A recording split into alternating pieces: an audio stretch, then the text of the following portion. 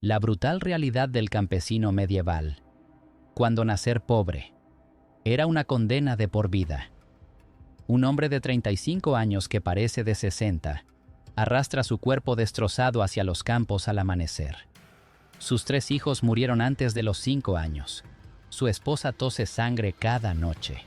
El señor del castillo acaba de aumentar los impuestos y ahora debe entregar 2/3 de su cosecha. No por decreto real, no por ley escrita, simplemente porque puede. Mañana es domingo, el único día que no trabaja las tierras del Señor. Pero pasará 10 horas reparando el puente del castillo sin recibir un centavo. Si protesta, lo azotarán públicamente.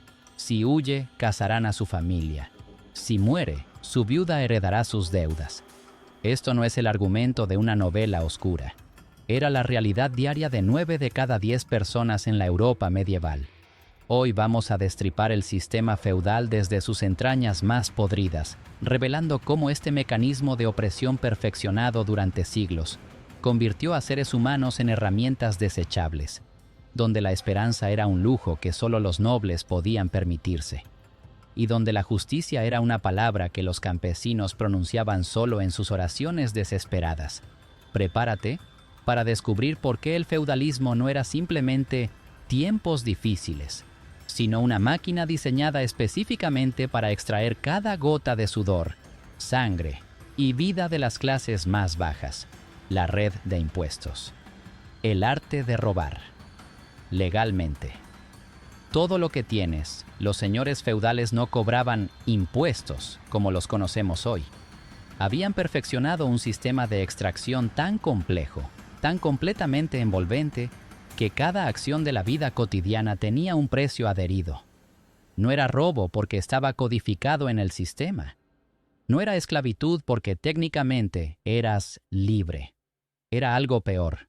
Una prisión económica sin paredes donde cada respiro te costaba algo que no podías pagar. El décimo a la iglesia era apenas el aperitivo de esta cena de explotación. Un 10% de todo lo que producías iba directamente a los cofres eclesiásticos. Pero aquí viene el primer golpe de genialidad cruel. Se calculaba sobre la cosecha esperada, no la cosecha real. Si una plaga destruía la mitad de tu trigo, igual debías el 10% del total proyectado. La sequía, las inundaciones, las plagas de langostas, nada de eso era excusa. Dios había decidido tu castigo, y la iglesia cobraría su parte de todas formas. El tallaje al señor feudal era el segundo bocado de este banquete de miseria, entre 1/3 y 2/3 de lo que quedaba después del diezmo. El señor decidía el porcentaje, sin consulta, sin justificación, sin apelación.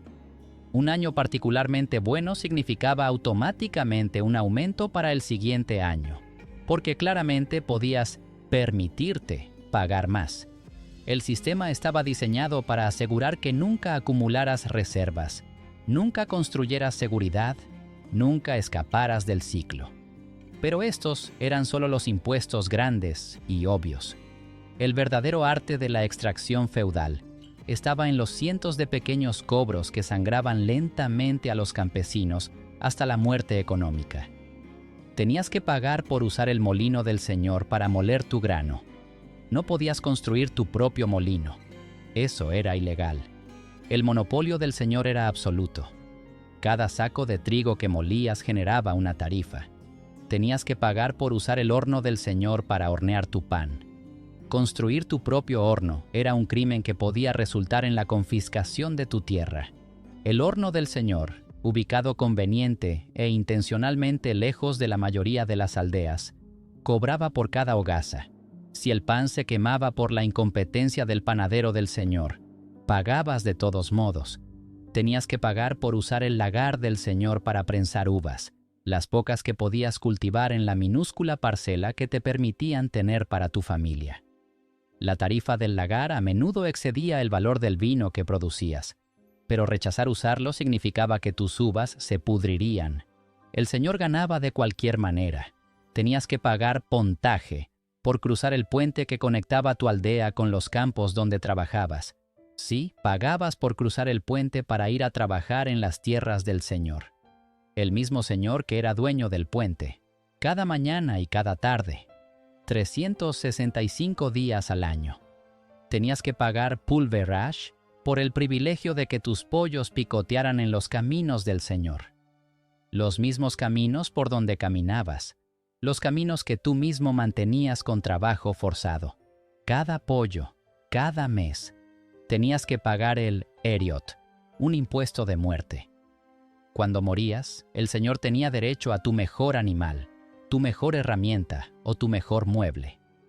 Este impuesto de muerte garantizaba que tu familia comenzara su duelo en la pobreza inmediata, despojada del único activo de valor que habías logrado mantener durante tu vida de trabajo.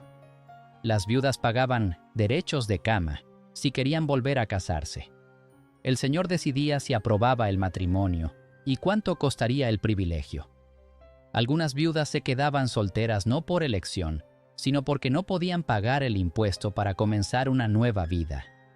Los hombres jóvenes pagaban un impuesto especial cuando se casaban por primera vez, llamado formariage en muchas regiones. Era literalmente un cobro por el derecho a formar una familia. El monto lo determinaba el Señor basándose en lo que sentía que podía extraer sin causar revuelta abierta. Y luego estaban las corveas, las obligaciones de trabajo forzado. No eran técnicamente impuestos porque no pagabas dinero. En cambio, pagabas con días de tu vida. Tenías que trabajar las tierras del Señor cierto número de días al año, típicamente entre 40 y 100 días, dependiendo de tu estatus y la generosidad o falta de ella de tu Señor. Durante estos días, tus propios campos quedaban desatendidos, tus propios cultivos sufrían. Pero eso era tu problema. Las corveas incluían arar, sembrar, cosechar, reparar cercas, mantener caminos, limpiar establos, reparar edificios del castillo, servir como mensajero y básicamente cualquier cosa que el Señor o su administrador decidieran que necesitaban. No había lista fija, no había límites claramente definidos.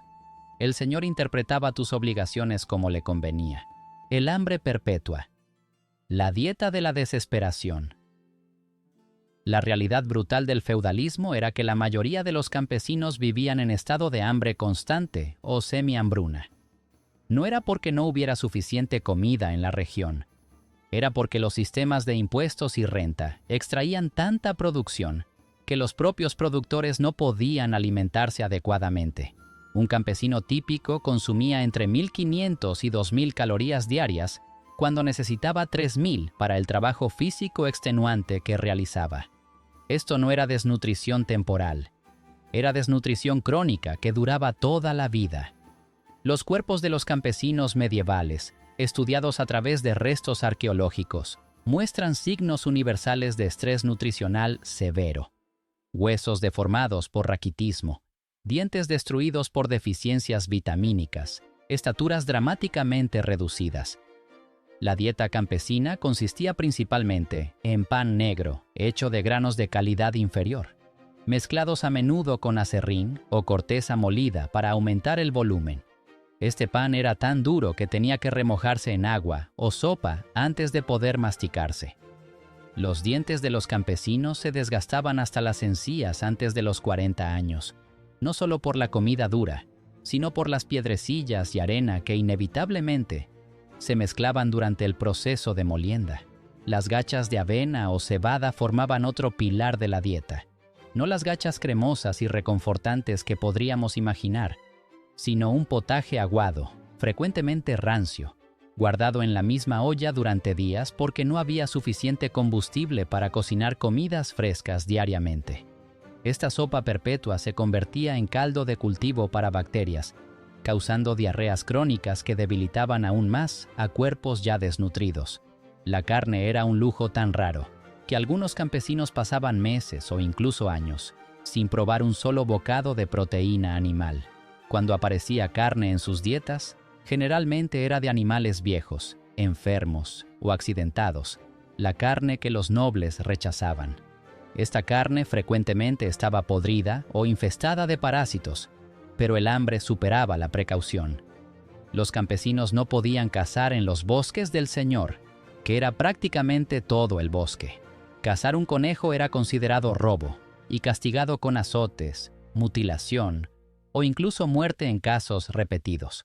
Los ciervos, jabalíes y aves de caza estaban reservados exclusivamente para la diversión de los nobles. Un campesino sorprendido con carne de venado enfrentaba castigos tan severos que arriesgar la caza era jugarse literalmente la vida. Pescar estaba igualmente restringido. Los ríos, lagos y estanques pertenecían a los señores. Atrapar peces sin permiso era robo de propiedad noble. Los campesinos que vivían junto a ríos llenos de peces morían de hambre mientras observaban nadar la comida que no podían tocar. Las verduras y frutas eran escasas no porque no pudieran cultivarse, sino porque los campesinos no tenían tiempo ni tierra para jardines personales significativos. Las pequeñas parcelas que se les permitía mantener estaban dedicadas principalmente a granos, porque los granos proporcionaban más calorías por metro cuadrado. Un jardín de verduras era un lujo que pocos podían permitirse cuando cada centímetro de tierra tenía que maximizar la supervivencia calórica. El resultado de esta desnutrición crónica era una población perpetuamente enferma, débil y muriendo joven. La expectativa de vida para un campesino que sobrevivía a la infancia era de alrededor de 35 a 40 años. Pero sobrevivir no significa vivir. Significa existir en un estado constante de hambre, enfermedad y agotamiento. Los efectos psicológicos del hambre perpetua eran igualmente devastadores. El hambre crónica causa deterioro cognitivo, dificultad para concentrarse, irritabilidad severa y depresión. Los campesinos medievales no eran simples o tontos, como a veces los retrataban los nobles. Estaban literalmente hambrientos hasta el punto donde sus cerebros no podían funcionar óptimamente. La justicia del Señor, cuando el juez, jurado y verdugo es tu casero. El sistema de justicia feudal era un concepto tan perversamente diseñado que haría sonrojar a los dictadores más despiadados de la historia moderna. El señor feudal no era simplemente el propietario de la tierra, era el sistema judicial completo. Él creaba las leyes, determinaba quién las había violado, decidía el castigo y se beneficiaba económicamente de cada multa y confiscación. No existían códigos legales escritos accesibles para los campesinos. Las leyes eran costumbres transmitidas oralmente, interpretadas como al señor le convenía. Lo que era legal un día podía ser ilegal al siguiente, si beneficiaba los intereses del señor. La certeza legal era un concepto completamente ajeno. Cuando surgía una disputa entre campesinos, el señor o su representante servía como juez. El concepto de juicio imparcial era inexistente, porque el señor tenía interés financiero en cada resultado. Las multas iban directamente a sus arcas. Las confiscaciones de tierra revertían a su control. Cada veredicto era una oportunidad de lucro. Los campesinos acusados de crímenes no tenían derecho a representación legal. De hecho, no tenían derechos procesales de ningún tipo. El acusado se paraba ante el señor o su administrador, escuchaba los cargos y esperaba el veredicto. No había presentación de evidencia en el sentido moderno. No había testigos de defensa. No había proceso de apelación. Las multas por infracciones menores eran calculadas para ser justo más de lo que un campesino podía pagar, forzándolo a endeudarse con el señor o perder propiedad. Esta no era coincidencia, era diseño intencional. Un campesino endeudado era un campesino controlado, incapaz de huir o protestar por miedo a perder todo. Para crímenes más serios, los castigos corporales eran la norma, azotes públicos para robo menor, mutilación para ofensas repetidas, ahorcamiento para crímenes graves. Estos castigos se administraban en plazas públicas para maximizar el efecto intimidante sobre otros campesinos. Pero aquí está el aspecto verdaderamente siniestro. El señor frecuentemente tenía incentivos para acusar falsamente a campesinos de crímenes. Si un campesino había acumulado algo de propiedad valiosa, una acusación conveniente seguida de confiscación transfería esa riqueza al señor. Si el señor necesitaba dinero, un aumento en las investigaciones criminales, proporcionaba flujo de multas. Las mujeres campesinas enfrentaban vulnerabilidad adicional, el derecho de pernada o jus primae noctis, el supuesto derecho del señor a pasar la noche de bodas con las novias de sus siervos. Es debatido por historiadores en cuanto a su prevalencia real, pero lo que no se debate es que los señores tenían poder absoluto sobre las campesinas y que el abuso sexual era común y completamente impune. Una campesina que rechazara las atenciones del señor podía encontrar a su familia acusada de crímenes fabricados. Los campesinos no podían presentar cargos contra nobles. Un señor podía golpear, robar o incluso matar a un campesino con impunidad legal completa.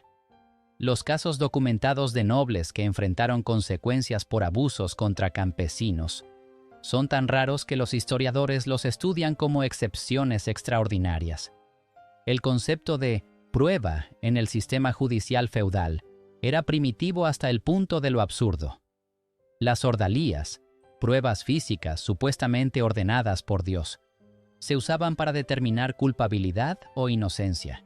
Un acusado podía ser forzado a caminar sobre brasas ardientes, sostener hierro al rojo vivo o ser sumergido en agua. Si sobrevivía sin daño grave, era inocente. Si sufría quemaduras severas o se ahogaba, claramente era culpable. La lógica circular era perfecta. Si mueres, eras culpable. Si sobrevives mutilado, eras inocente. Pero ahora estabas lisiado e incapaz de trabajar. La prisión sin muros. ¿Por qué escapar? Era imposible. El feudalismo era un sistema de control tan completamente diseñado que escapar era casi imposible, no por cadenas físicas, sino por una red de restricciones legales, económicas y sociales que atrapaban a las familias durante generaciones. Legalmente, los campesinos estaban atados a la tierra.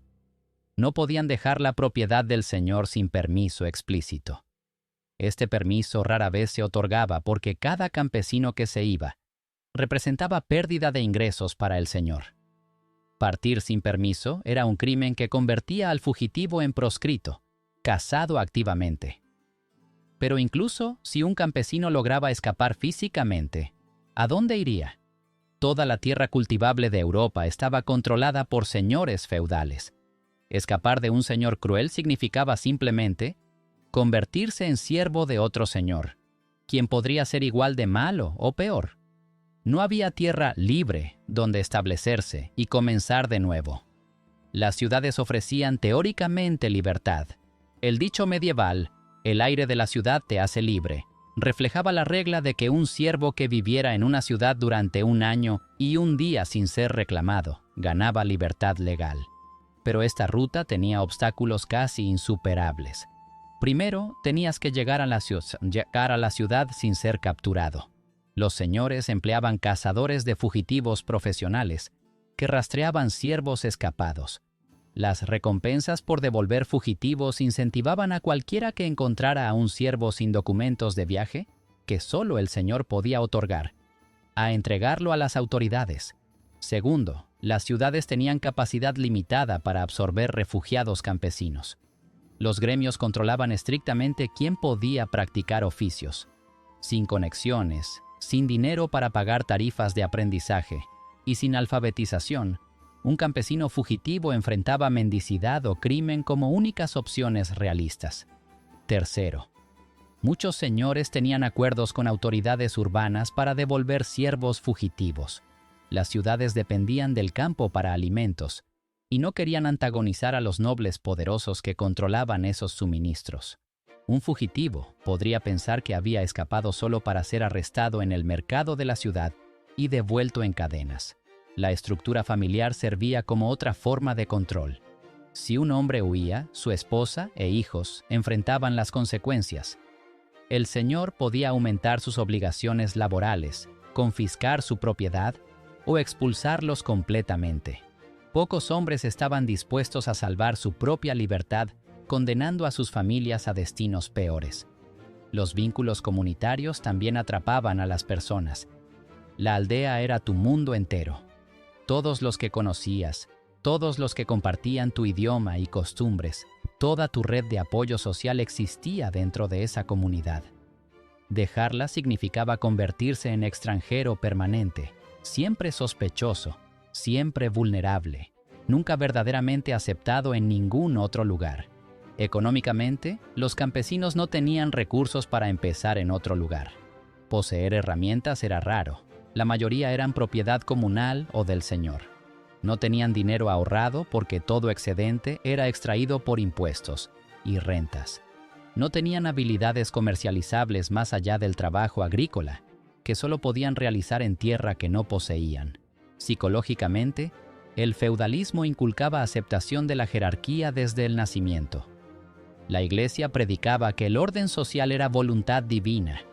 Los nobles gobernaban porque Dios lo había ordenado. Los campesinos servían porque ese era su lugar en el plan divino. Cuestionar este orden era cuestionar a Dios mismo, un pecado que condenaba a tu alma eterna. Esta ideología se reforzaba constantemente a través de sermones, arte religioso y la estructura misma de la vida cotidiana. Los campesinos rezaban en iglesias donde los nobles tenían asientos especiales cerca del altar, mientras ellos se paraban al fondo. Veían a nobles montando caballos mientras ellos caminaban descalzos por el barro. Observaban la riqueza del castillo mientras sus propios hijos morían de hambre. Y se les decía que todo esto era justo, correcto y ordenado por el Creador del universo.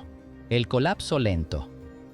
¿Cómo? El sistema finalmente se desmoronó. El feudalismo no colapsó por revolución campesina exitosa o por despertar moral repentino de la nobleza. Se desmoronó gradualmente durante siglos debido a cambios económicos, tecnológicos y sociales que hicieron el sistema cada vez menos sostenible y eficiente. La peste negra de 1347 a 1353 fue el primer gran golpe. Mató entre un tercio y la mitad de la población europea. De repente, los trabajadores supervivientes tenían poder de negociación. Los señores competían por trabajadores escasos, ofreciendo mejores términos para atraer y retener campesinos. Los que habían sido siervos sin opciones se encontraron capaces de negociar salarios y condiciones. Los señores intentaron desesperadamente mantener el sistema antiguo, promulgando leyes que fijaban salarios en niveles preplaga. Pero la realidad económica era implacable. Los campesinos simplemente se movían a señores que ofrecían mejores términos, y las leyes eran cada vez más imposibles de hacer cumplir. El crecimiento de la economía monetaria erosionó otro pilar del feudalismo.